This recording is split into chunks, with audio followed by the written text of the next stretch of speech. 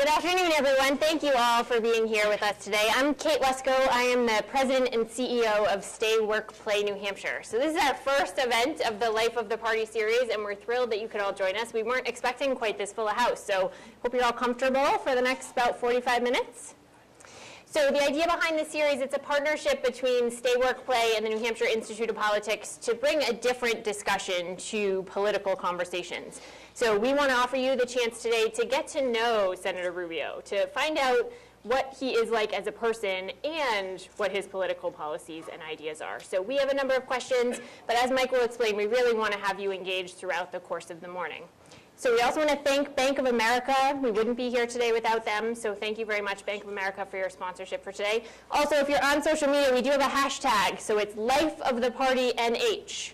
So certainly if you're taking pictures, asking questions, putting comments out there, be sure to use that hashtag. So without further ado, we would like to invite Senator Rubio to join us.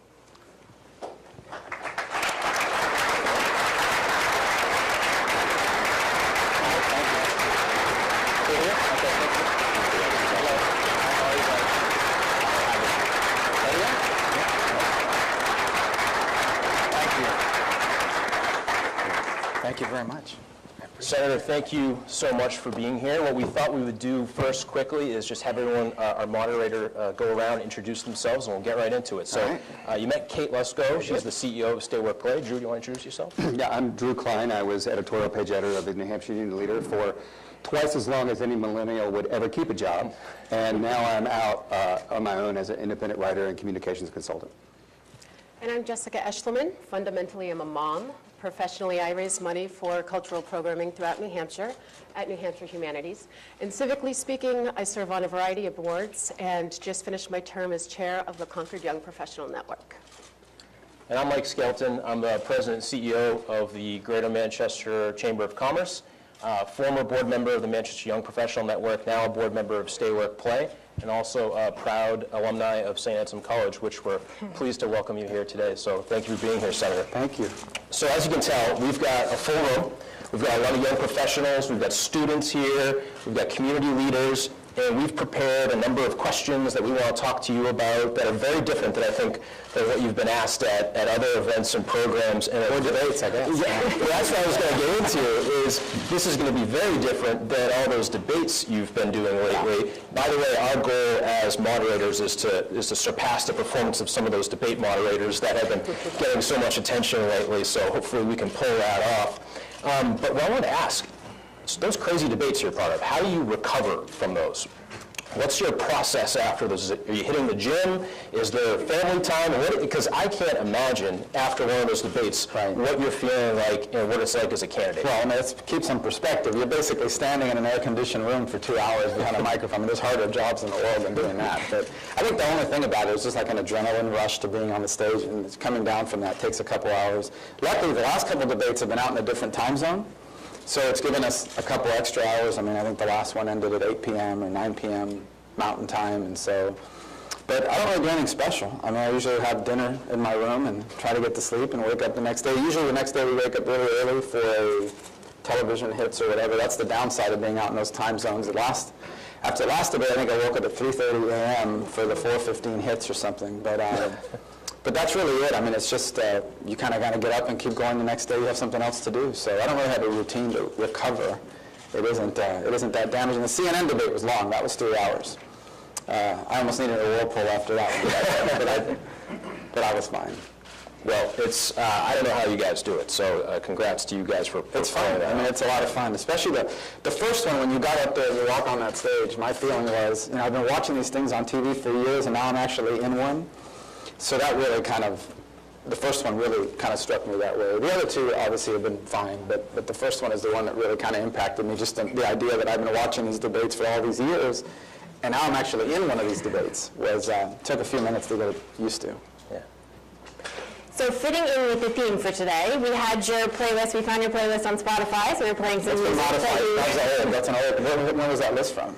I'm not actually sure. There's some U2 in there. Yeah, U2's good. There's a whole bunch I like U2. But so fitting in with this Life of the Party theme, if you were to host a party of, let's say, 40 of the top young professional leaders around the country, what would that party look like? What would you eat? Where would you have it? Well, hopefully in the White House. But you know, one of the things that I've, obviously, I mean, I'm a fan of the early 90s West Coast hip-hop stuff. It's just hard to listen to that with kids and everybody else because it's not necessarily family-friendly material. And talented people, right, but not family-friendly. So there's a kind of a genre you're familiar with. When I mention this to other people in the press, they're not sure what I'm talking about. But electronic dance music's growing really fast. And the good thing about it is I can listen to it in front of my kids because there's no words. A lot of them don't have words, or they're using samples of other songs with it. And so I'd like to have some of that music. Maybe some of those guys or gals come in, like Tiesto or any of these other performers that are going on around the world, Calvin Harris or somebody like that, come in and be a part of it. I like that music. I don't know. What would you eat? What sort of food would you serve? That's a great question. I like Tex-Mex. I've always liked it, so something along those lines. Okay. Yeah. So when you're planning this, right, and you're doing your party thing, one of the questions we sort of had was, you've got, people always kind of ask, okay, what's the one politician, you know, that you want to sit down and have a beer with? That's kind of a big sort of thing. But In the history of the world? But I would change the question and say non-politician, right? So, you know, you're coming in, you might be president, right? You can invite anybody to the White House in the world in history. Well, right now, so anybody alive, and then, you know, maybe historical too. Like, who would you call up and say, yeah, I really wanted to hang out with that person, maybe I can get him over? Maybe watch the Dolphins game or something like that. Yeah. Yeah, that's a good question. Well, what's happened to some of these people I've actually met over the last year. I was a huge Dan Marino fan growing up, but I've gotten to know him. I've invited him. I'm not saying he's not here still, but that was from the 80s and 90s. And so I think there's a couple interesting things that are happening today. I'm actually, I can't always mess up her last name, but this young lady, Malala, you've been familiar with her story. I think she's a really fascinating story, and the courage that she's taken to speak out on global issues, particularly impacting young girls.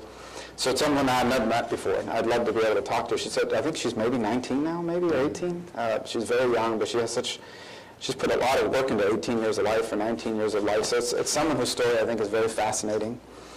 Someone who I've really just spoken to once in my whole life, or maybe once, is Garry Kasparov, the former chess champion, who is also part of the political opposition in Russia and actually can't return to Russia today. So I haven't met with him, but I actually had a chance to speak to him on the phone a few days ago. And he's someone I'd like to spend some time with, because I think he has a real fundamental understanding of what's happening inside of Russia and what it means for the future of geopolitically, for our country, for theirs, for Europe and beyond. So those are a couple names that come to mind.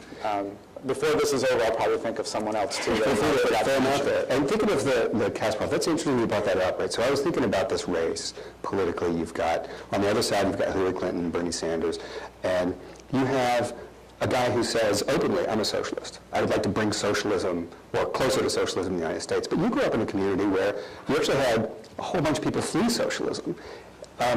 How do you... Well, in fairness, they fled communism. There's social democracy, like you see in Europe, where government provides for every aspect of your life, but there's a consequence to that. They fled communism, which was beyond socialism. Obviously, it was government control of society, but also government control of politics, your life, banning of religion, people being executed. So what they fled was more beyond, but I get your point. Yeah, but when you hear Bernie Sanders, you've been in the Senate with Bernie Sanders, when you hear him talk about this kind of stuff, do you ever want to say, look, Bernie, take him aside and say, here's the real deal. Yeah, you know what I appreciate about Bernie? He's not trying to sugarcoat it. That's what he believes, and he's honest about it. He's not trying to say, this is just another version of free enterprise. I mean, he openly says, I don't think capitalism works. I'm a socialist. And obviously, it's gotten him reelected in his state. I don't think it works for America. And my argument is, you want to live in a country like that, there's like dozens of countries around the world that are socialist. Move there. We should continue to be America, the one place on earth where anyone from anywhere can achieve anything through hard work and perseverance. But it's a debate we should have, if that's truly what he believes, and I think there are many in his party that share his view, obviously, because of the support he's garnered. That's why we're a free and open, pluralistic, democratic society where we can have debates about policies and their implications. But I don't personally have a problem with Bernie because he's being honest about what he believes in. I'd love to have that debate, and maybe he'll be the nominee, and we will. Well, we're on the topic of foreign policy, and you mentioned Russia a few minutes ago. One question that came to mind is about Vladimir Putin. He comes up a lot in the debates, and talking about how the next president will have to deal with Russia and deal with his leadership. And I think it's kind of interesting because he has almost taken on this character within American politics and society. I mean, we see these crazy pictures of him, hunting and riding horses, and stories about him wrestling tigers and all these crazy things. And but there's actually some really significant and scary aspects to Russia and their involvement in the world stage. So how would you deal with someone like him? And what would be your approach? Well, first, by understanding 2 points. On the one hand, he is the leader of a country that, between them and us, possess over 90% of the world's nuclear weapons. So we're going to have to deal with him. But also deal with him understanding who he is. Vladimir Putin is basically a gangster in his activities. I mean, he is almost virtually indistinguishable from the head of an organized crime organization in his behavior. This is a man who blew up an apartment building, ordered the blowing up of an apartment building so he could blame it on Chechens and justify a military intervention. But he's also a geopolitical actor, in essence. Unlike people like radical jihadists that are motivated by pure ideology, he's largely motivated by geopolitical calculations and tactics. So, for example, his incursion in Syria is multi-pronged. Part of it is to distract the world from Ukraine and the situation there. Part of it is domestic politics. He wants to appear as a strong international leader that has placed Russia on par with the United States in terms of geopolitical influence.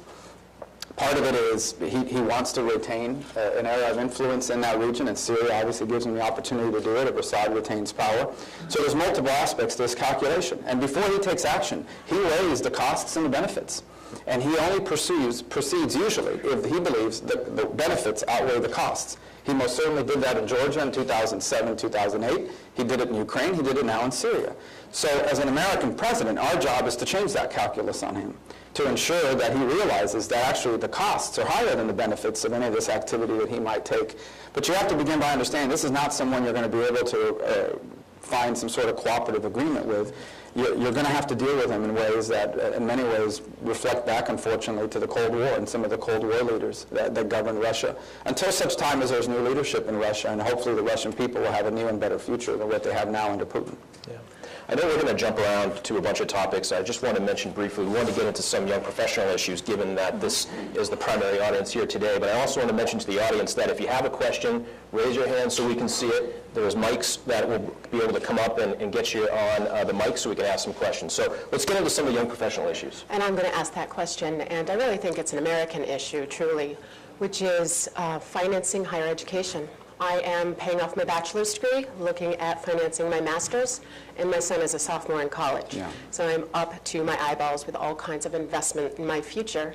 I've read a lot about your thoughts, and I know that you have many approaches to addressing these issues. Can you tell us about your student investment plan in particular? Sure. Well, first, let me tell you why I care so much about it, because I owed over $100,000 myself in student loans. In fact, I still owed them in 2011 on the day. I'm trying to write a book. Yeah, well, exactly. And so had I not been able to do that, I'd still be paying that loan, and I think I would have been paying it well into my late 50s or early 60s.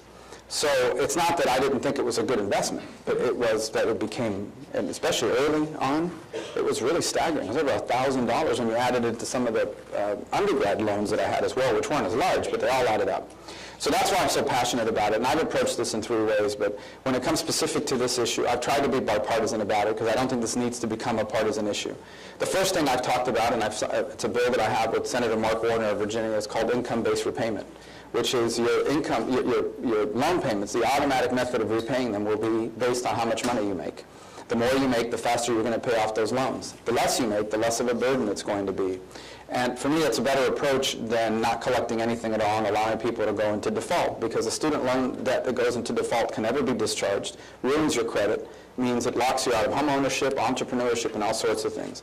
The student investment plan is an idea that actually allows individuals that, instead of going to a student loan route, allows you to go to the equivalent of a private investment group, the way you would with a company. And you present to them who you are and what your background is and what your future goals are and your resume and your GPA and your transcripts. And they look at all this and they decide whether or not they think you are a good investment. And if you are a good investment, they pay for your tuition. They pay for your, this is primarily at the graduate level. And in return, you sign a contract to pay back a percentage of your income, 1 or 2% a year for 20 years or 15 years. If you become financially successful as a result of that education you received, they're going to make their money back with a profit, like they would if they invested in a company that was successful.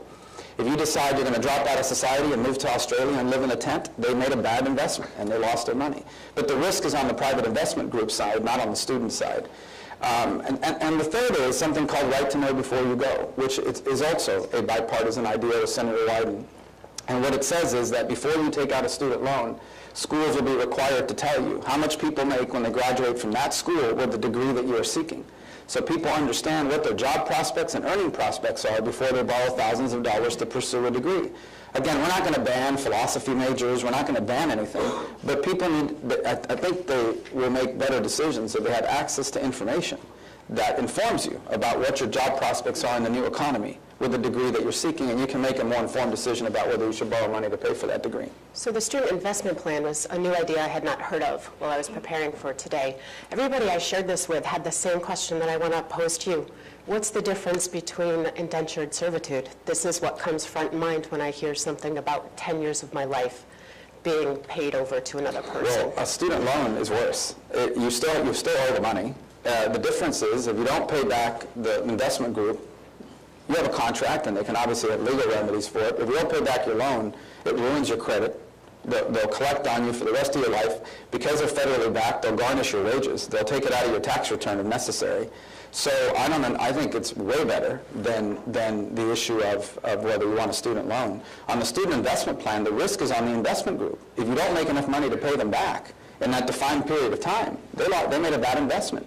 In the student loan, if you borrowed $100,000, you owe $100,000, and you will owe that $100,000 until the day you die or pay it off. And if you don't pay them, as I said, they will take your tax refund away from you. They could garnish wages because of the Federal Department of Education. They could, obviously most importantly, report you to the credit agencies and ruin your credit and the ability to buy a home or finance a business. If you just don't make enough money to pay back the student investment group, they made a bad investment. They assume that risk. There's a big difference. And by the way, it's optional. It's not mandatory. We're not telling anybody they have to pursue this route.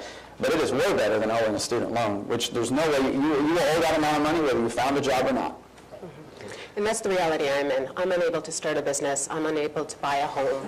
I am investing in my education as well as the next generation. So I really appreciate your concern. By the way, the student loan debt sits on there as your debt-income ratio as well. So when banks look at you and say, you want a mortgage, but you owe $100,000, you already have a mortgage. It's called a student loan. And they look at that, they calculate that into your income to debt ratio when making decisions about who to lend money to. So it locks people out of loans to start a business, but it locks you out of home ownership.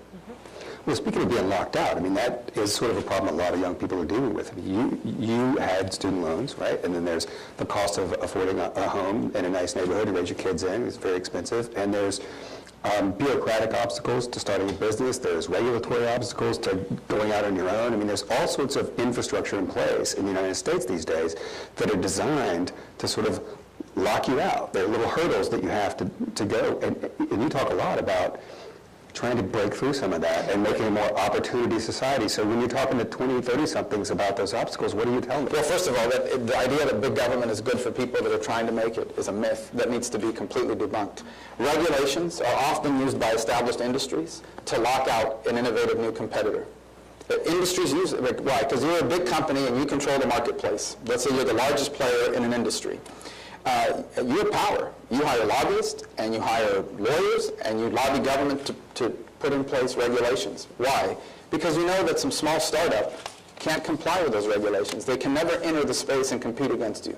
And you see this repeated itself, for example, in the sharing economy. Whether it's on the transportation side or something else, you see established industries at the local level argue, oh, we shouldn't allow Uber or Lyft or these companies because this or that public safety, but in reality what they're looking is to use an established regulation to protect an established industry against innovative competition. So that's the first thing I would say about regulations. The second is, I'm not an anarchist, so we do need to have, I just got off an airplane, a commercial flight.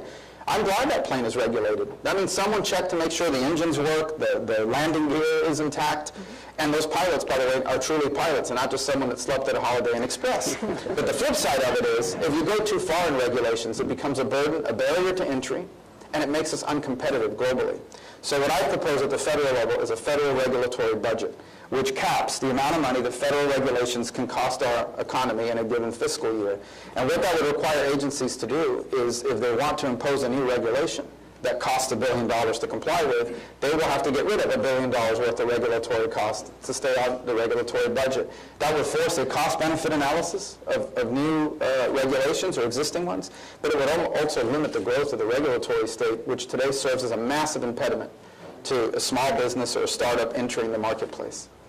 Thinking of these massive organizations that sort of suppress and keep people down, Mike and I have this pretty big excitement coming up about, the Empire and the new Star Wars movie that's coming out. And you would have been about 9 years old when Empire Strikes Back came out. Yeah, the first one I was probably like 6. So like everybody else, I just got the DVD collection now for my kids. They're all caught up. So first of all, when you were watching these as a kid, who did you identify with? What action figures did you have? And are you excited about taking your kids to the theater to see this? Yeah, so I'm not sure if I had the action figures. I think I had the Death Star, but it kept breaking, just like it did in Part 2. And Empire Strike Back, when it blew up because the guy got that rocket to go into that hole, remember that? That was my favorite, but I think now that you see the whole story play out, I used to hate Darth Vader, now I kind of feel a little bit sorry for him because I know what he went through to get to that point. And it's probably the most fascinating character in the whole movie because he started out as this individual with a tremendous amount of talent and promise. Then something went wrong, something really went bad, he went dark and went nasty.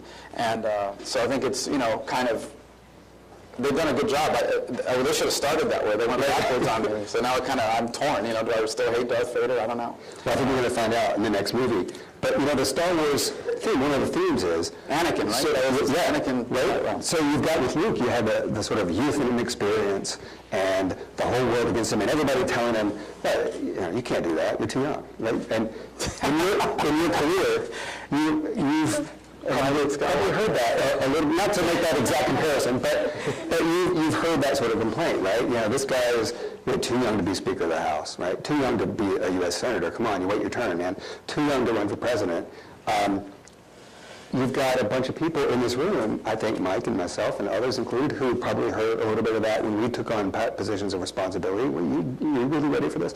So, is that an argument that you think works these days with a generation of Gen Xers and millennials that were raised on Star Wars, Back to the Future, Harry Potter, right? Is that an argument that works? Do you even have to defend it these days, or you just let those people? First of all, I'm 44. My kids don't think that's that young, to be honest with you. And the second point I would make is that this is a different political climate, and it's why I argue it's so different. The country is not just living through an economic downturn. This is not a cyclical thing that's happening here. We are living through a massive, rapid, and ongoing economic transformation into the very structure of the economy. This economy looks nothing like the economy of 15 years ago. Doesn't look anything like the economy of 5 years ago. And it's not just that it looks different. The structure of the economy is different, but the pace of change is faster than ever. This is a statistic I always use. It took the telephone, which is an extraordinary invention. It took the telephone 75 years for 100 million people to use it. It took Candy Crush 1 year to reach 100 million people as users. That's how fast things are changing. One of the largest retailers in the world doesn't own stores. One of the largest transportation companies in the world doesn't own cars. One of the largest hospitality companies doesn't own hotel rooms. So this is a very different economy, and it challenges our policies. We have a retirement program designed in the 30s, an immigration and a higher education system from the 50s. We have anti-poverty programs from the 60s, energy policies from the 70s, tax policies from the 80s and 90s. And the world has dramatically changed just in the last 5 years. This is the Industrial Revolution happening every 5 years, not every 50 or 100. And so it is important for us to have leaders that understand this, that understand that you can be a conservative, but you've got to apply those principles to the issues of the 21st century, which involves global competition, rapid changes in innovation, and a need to modernize higher education. It is feasible that someone could graduate at 22 years of age with a certain skill set, and in the new economy, before you're 40, have to be retrained, because the industry that was cutting edge when you were 22 is now obsolete. We don't have a higher education system designed to deal with that sort of thing. We had a higher education system that was built by the fact that you graduated with a 4-year degree, and you did that for the next 40 years, working at one company, you retired with a pension, and you were secure. Those days are gone. First of all, you may not even be anyone's employee. You might be a contractor, have 5 different employers over that period of time. The industry that's cutting edge today is obsolete in 5 to 10 years. The skills are evolving on a regular basis, which means we have to become lifelong learners. All these sorts of things that need to be confronted. So back to your question, I think our country is in desperate need of leaders that understand not just the new economy, but what life is like in the new economy. And we have way too many people in Washington that have no idea that this is going on. They're still writing 20th century solutions for 21st century problems. So besides Star Wars, we wanted to get to know you a little bit better about talking about some of your other personal interests and some of the things that you do as a person, what you read, where you get your news from. But I wanted to start with football. I know you're a big football guy. Good. Unfortunately, I know you're a Dolphins fan too, and the Patriots. Yeah, they suck. Patriots. They beat us again. When is Tom Brady retiring? Is that dude ever You had to say that because I wasn't going to bring up that little Deflategate tweet, but so. What do you want? But I gotta blame it on something. Talk about football, and you grew up playing, I understand, and it's something you're passionate about, and what has that meant to you, and do you take any lessons from that to what you do today? Well, I love the game, of course, but the thing about the game that I really love, and my sons play as well, they're young, but they play, and I'm involved in that. I think it's a great teacher of life lessons. I think it's a sport that teaches people to work with other people. You have 11 people on a field, and if one of the 11 doesn't do their job, the other 10 pay the price. So it teaches accountability. It's a sport that forces you sometimes to do things you don't want to do that are uncomfortable. Like I played cornerback for a few years, and sometimes I had to come up and fill the run, and that meant taking on a pulling guard, and it was painful. And my job was basically to get wiped out, but in a way that created a traffic jam so someone else can come make the tackle. I didn't want to do that. But I had to. That was my job, and I had to do it for the other 10 people I was playing with. It teaches you to deal with adversity, especially if you're a defensive back. The best in the world are going to give up a play. You're going to give up a bad play. You're going to give up an 80-yard bomb on you because that's just the way it is. And you've got to be able to mentally come back from that and pretend like you're still the greatest player in the world in your mind, even though you just gave out a play, because the next play is going to be right there for you. You can't be wallowing on the fact that you had something go wrong. You have to deal with adversity. Losing is a great teacher. Now, you want to lose too much, but losing is a great teacher. That's why the Patriots don't know a lot, because losing is a teacher because you learn from it as long as you channel that disappointment into concrete action. So these are lessons that I took from my time in football that I think are very difficult to replicate in other sports or without sports in your life. And so for me, it's one of the reasons why now as an adult, I try to use football to instill those lessons, not just in my kids, but in the kids that I had a chance to coach. Well, I'll have to ask them, too, because I think I'm a big football fan, too. I'm sure there's a lot of people Are you here, a too. Patriots fan? Yes. Season ticket holder. So we've had a pretty good run. But at any rate, a lot of I'm a player, too. We'll play them again the last game of the year. Maybe they'll have won so many games they'll just not play Brady that game. That backup dude, we'll get to him. Is his name Garoppolo? Garoppolo. I don't know. You better watch out for him. But football fans, one of the things that is a big discussion right now is the discussion about concussions. Mm-hmm. And I have a young son, and he may have an interest in football someday, and a lot of parents are now asking themselves, do they want to let their kids play because of this concern about the health impacts, right? And do you have a feeling on that, too? Yeah. Have you looked at that issue? Of course. And I would say, number one, if your kids don't like contact, don't force them to play. Football's not a game you're going to get better at. You either like contact or you don't. So that's the first thing. If they don't want to play, don't make them play. There's a lot of sports out there you can play. Our other thing is don't specialize, which is one of the things that's happened now. These kids at 9 or 10 are playing one sport year-round. I think that's not good for them either. But we're very strict about that. For example, I've never, obviously not every parent can do this because then you won't have a team, but I've never let my kids play inside the box, which means in between the tackles, I don't let them be a running back. They have to play receiver, corner, or safety, but I don't let them at this age play in the box because it's just constant the pounding. The other is good coaching. There's good coaching and then there's bad coaching, and we ensure in our coaching that our kids are taught the proper technique for tackling. We spend a lot of time doing that because if you can teach kids to get their head out of the way, use their shoulders, primarily tackle the legs, not the upper body, that avoids a lot of that repetition. The other thing that's happened, too, is you don't have contact during the week. So there are things you can do to minimize the risk, especially at a younger age. There is still inherent danger in any sport where people run full speed at each other, like soccer, like stunt cheerleading that my daughter did for a few years, where I saw catastrophic injuries, both knees being blown out and people being dropped, like the lacrosse, and flag football, where you have people running full speed without any gear on. So I suppose we could wrap kids in bubble wrap and say, nothing bad's ever going to happen to you. But in a way, I think there's a balancing act here. And we try to make football safer There is no activity in life that's inherently risk-free, and football is one of them. And it's a great game, and I hope they don't kill it. So I want to go back to the books thing for a second. So whenever a friend of mine has a baby or one of my nieces or nephews have a birthday, books are what I like to give. And I still remember when I turned 8 years old that I got Beverly Cleary's Ramona Quimby, age 8. So just, there are books that sort of have an impact on you during your formative years. So what do you recall when you were younger? Well, you're going to think this is not even a book, it's books. My parents, I think in 83 or 82, my Christmas present was the World Book Encyclopedia, which I don't even think exists anymore, right? And I don't know if some people here are old enough to remember what those were. And then I remember one year we lost the D book, and so if I didn't need anything that started with D, I wouldn't know what it was. And so I love those encyclopedias, because even though I was not a good student until I started paying for it in college. I always loved to read. I always read a lot. And when I wanted to learn about something, that encyclopedia, I think I read a lot of that book. Then you get this every year they update you with a book of the year or whatever. I look back at that just as an example of how much the world has changed, right? If I wanted to learn about something when I was 9, 10, or 11 years old, I had to go to an encyclopedia or the school library.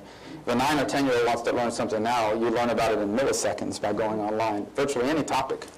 So that was the book that, growing up, had a lot of influence on me. I also read a lot of books about Cuban history, because my grandfather was big on that. I don't remember the names of all of them, but there's one book by Herbert Matthews. It's called Cuba. It's a really thick book, and it went all the way back from Cuba's colonial days all the way through 1957, 58.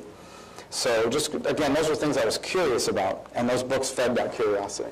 Yeah, the encyclopedia is a great lead-in for my question, which is, what part of U.S. history, if given the chance, would you rewrite? Now, slavery may be an apparent choice, right. So perhaps something less obvious than that. Well, I do think that some of the factors that led to the Great Depression could have been addressed earlier, and obviously there were changes made subsequent to prevent that from ever happening in the end, so I think that's an era that people would want to revisit. I'm not sure the Civil War was avoidable if you look at the great compromises that delayed it by a number of years, but ultimately there was going to be a conflict because slavery, as you mentioned, was always an inherent and direct conflict with the Constitution. It was never compatible. And even the founders, I think, understood that eventually that institution would have to be dealt with, and it took too long to do so. Most certainly, even in the aftermath of slavery, for the first half of the 20th century, racial discrimination in America was pronounced. And it was something, my parents have a story. They came to America, they went to New York City, and they were driving down to Miami from New York City, and I don't remember the dates exactly, but their car broke down somewhere in the South. They believe it was South Carolina. I can't prove that, but it was the first chance they ever interacted with segregation, because Cuba had cultural segregation, right? Like if you weren't of Spanish ancestry and white, you couldn't join the Havana Yacht Club. Like Batista was the dictator of the country, but he couldn't be a member of the Havana Yacht Club, but it didn't have legal segregation. So for them, that was a shocking experience. They had never. And the reason why they knew about it is because when they got stopped, they asked an African-American lady about a movie that was playing, because while the car was being fixed, they were going to go watch this movie. And she said, well, I don't know, because we're not allowed in there. So it was the first time they'd really interacted with that. So that's a period that I think took too long to resolve. That period from the end of slavery to the civil rights era, that just lingered way too long. It obviously never should have happened. But I think that's a period that I wish we could have, as a nation, avoided and dealt with much quicker, perhaps, never had happened. Well, after 2008, the election of Obama, race relations were supposed to get better in the United States, and I think a lot of people would look at the situation now and go, maybe they've gotten worse in a lot of ways. You've talked about this a little bit. Is there anything the President of the United States can really do, and how might you, what could be done to sort of ease tensions and maybe make things a little bit better? So the things that manifest racism in governments are illegal now. So is there things the president can do? Certainly the president's the most important public figure in the country, and in the words you say, you can most certainly call attention to major issues. But these are societal issues that have deep pathologies that go back dozens of years and beyond. The reality of it is that there's a significant percentage of Americans, of African Americans, particularly young males, who feel discriminated against. And if they feel that way, whether you agree with it or not, if they feel that way, it's a problem. You have a significant portion of the population that feels that they're somehow being treated different than the rest of the country. And I know people that feel that way, who tell me this. And in some instances, I've actually seen it as well. And so it's an issue that the country has to confront. I think there's good news and bad news. I mean, the bad news is that it continues in many of our communities to have lingering effects, and you've seen that manifested recently. The good news is I think that the generation that my children are a part of is probably the most, this is an anecdotal example. My sons, and our team is primarily an African-American football team, the kids. And I remember commenting to one of the parents once, these kids don't know color. And not just because they're 9, 10, or 11 years old. It's palpably different from when I grew up. And I think part of it is because they're used to growing up in a society where there are different people of all backgrounds and ethnicities that are together at that age. So it'll be interesting to see how that manifests itself. I think it already has in people 20 or something, 30 something. Even when I was growing up, it was still a much bigger factor than it is today. So I think over time that will help in many regards.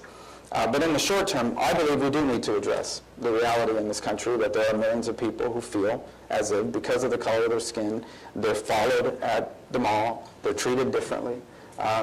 If a significant percentage of the American family feels this way, it's an issue, and you have to talk about it. I don't think the answer to it, however, is to demonize police officers, who, by and large, are incredible people. 90-some-odd% of them are incredible people. Are there bad actors in any industry? Of course there are. But I know this, if any of us tonight have a problem and we feel endangered, we're going to call 911, and a police officer is going to respond and willing to die, take a bullet, so that we're safe. And I think we can't forget that either, because I think it's gone too far in that direction as well. So we're running short on time, but I know we do have a question down here front. If we could get a mic right down here. Thank you, Senator, thanks, Senator, for being here today. I think this conversation lends itself to some of the rhetoric that those that are leading the polls on the Republican side are going towards. So, could you speak to how your experience is different from some of the others that are, talking about building walls and having, religious litmus tests to who could be president of the United States, and how does your philosophy, how does your background differ from some of the others that are leading the race right now? Well, one of the things I've always tried to do in this campaign especially is not say, vote for me because you can't possibly vote for someone else. So my comments have nothing to do with other people. Everyone's accountable for their own statements, and they can answer for those statements, and you'll make your decisions about who you want to vote for. I can tell you two things that I think are true. The first is the presidency is the most unique political office on the planet, and most certainly in the country. When you become the President of the United States, you have to bring your principles and your values. And look, I'm running as a conservative Republican. That's who I am. And if I'm elected, that's what I'm going to be. And that's what my principles that guide my decision making. But you're also the leader of the United States. You're also the leader of our people. And that means you have to act in the best interest of all of your people, including people that will never vote for you, including people that don't like you, including people that say horrible things about you.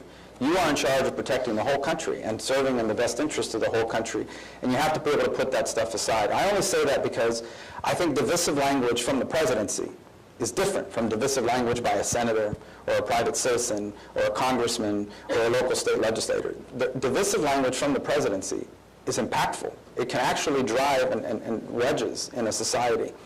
And I think both parties have been guilty of this. But I avoid and reject any language that says, in order for you to be better off, you have to give me the power to make someone else worse off. That the reason why you're struggling or facing problems is because someone else is doing too well and it's their fault, and let's target them. I don't think that's good for the country. I don't happen to believe that to be true. And I want to be a president that doesn't feed into that narrative. Because I actually think that what unites us as a people is so much more important and powerful than whatever might divide us on opinions on a given issue here or there. And I also want to give people, here's the way I view this campaign, and you might understand what I mean when I say this. I don't want my campaign to look back at it like a bad prom picture. You know what I mean? That prom picture, you look at it and say, man, I cannot believe that I wore that tuxedo, or I look like that, or my hair looked like that. I don't want my campaign to be something that my kids look at in 20 years and say, oh, Dad, that was so embarrassing. How could you have acted that way? How could you have said these things? I want a campaign that my children are proud of, that when they look back at this time that I wasn't home, they're going to be able to say, I know he wasn't home, but he did this for a good reason. Hopefully I win, so they know exactly why I did it. And but beyond it, I want a campaign that I'll always be proud of and that the people that support me are proud of.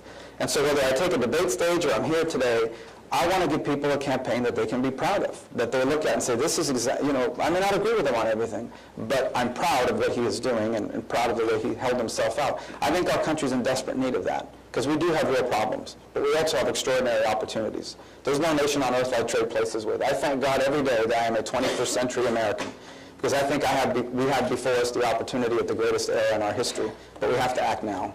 I have a final question about 21st century Americans. We've been talking a lot about going back to school, higher education, and that being the future investment for our country.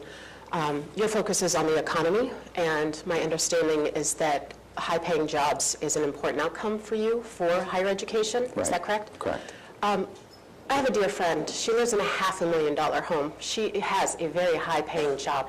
She is unable to explain what the Florida State House is, how you got there, and more importantly, what your difference between that role and your current post is. What do we do with high-earning Americans who are uninformed voters? Well, I mean, one of the great things about being a free society is people can decide for themselves what they're interested in. And so, there are topics that I'm not well informed on either. I don't know a lot about who's leading the standings. So you think more fundamental in a democracy, in America? Yeah, no, I get what you're saying. And so we have lots of people to be more informed about some of these issues because we want more people to participate in the process. And I think part of it is, as a candidate, giving people a message that pulls them in so they care more about what's happening as opposed to something that turns them off. But ultimately, I do think that there are more ways than ever to become informed. I mean, it is easier today than it's ever been to learn about what I stand for, who I am, where I came from, and what the differences are. Part of it is that, and part of it is people are really busy. I mean, if you think about the life of people today in the 21st century, again, this is nothing I read about in a book. I see it. It's my family members I'm about to talk about. It's my friends. You get up in the morning, it's 6:30, you got to get your kids ready for school, you drop them off by 8 o'clock, then you got to go work. Then when you're done with work, you got to rush over and get to aftercare before it closes, because it closes at 6. After 6, they start charging you extra fees. Then you got to hurry home, make sure there's food to eat, and they got a ton of homework. You're talking to a single mom. The backpack weighs so much. Just to come home, all this homework that they give them, they have to do, and then you got to make sure they're in bed. And then it's like 10 o'clock, and you're exhausted, and you got to do it again tomorrow, and then the day after that. And then you talk about the situation you've described. In this country, 35 out of 50 states, child care is more expensive than college. Child care is more expensive than college in 35 out of 50 American states. So how do you deal with that? That's a cost that people didn't have 25, 30 years ago. So all of that weighs on people. And when you're done with all this, you're not in the mood for politics or a debate on CNBC. You're kind of tired, and you got to go back tomorrow and do it all again. And that's if you can even go to sleep at 10 o'clock, because you might have brought home work with you that you got to do. So I understand that people out are facing extraordinary strains on daily life because in so many ways life has become so busy in comparison to what it once was. And work doesn't, and technology means work doesn't leave us when we leave the office. It follows us wherever we are, 7 days a week. So unfortunately, we're running up against time here. We're going to wrap up. I'm going to throw it over to Kate to ask the final question. Real quick, lightning round, though. One of the things we wanted to ask about is bucket list items, aside from being president. I've never done. Yes, I've never done. A couple of things. What are you doing? What do you want to do? This maybe take 8 years to get there if you're successful, but what are some of the things that you want to do? One of the things I've always want to do eventually is I want to be able to visit a free Cuba. Not a Cuba under the control of the Castro brothers, but a free Cuba, and actually walk the streets where my parents grew up and visit the cemetery where my grandparents are buried, and my father's parents are buried, and my mother's buried. Visit the farm where my grandfather grew up that I heard so much about as a child. This is something I most definitely want to be able to do at some point. I haven't spent a tremendous amount of time in Asia. I've been to Japan, I've been to South Korea, I've been to the Philippines, but it's a region of the world that I'd love to be able to learn more about because I think so much of the 21st century is going to happen in the Asia-Pacific region because of just economic growth that's going to happen there.